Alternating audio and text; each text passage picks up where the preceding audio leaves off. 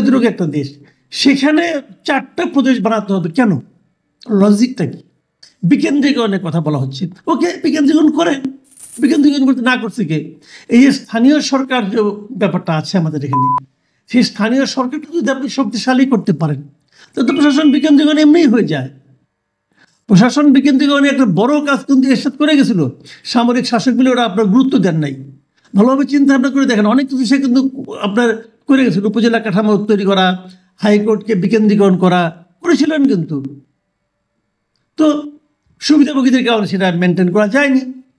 তো এখন আপনি 4টা প্রদেশ করবেন, 4টা প্রদেশ করলে 4টা প্রদেশে কি আলাদা আলাদা প্রাদেশিক পরিষদের নির্বাচন করবেন, আলাদা আলাদা প্রাদেশিক সরকার করবেন, কি করবেনটা কি? মানে কাজ নাই তো, এটা কাজ করা আর কি। তো আমি মাঝে মাঝে বলি, একটা সরকার ভাই আপনার মূল কাজটা করেন,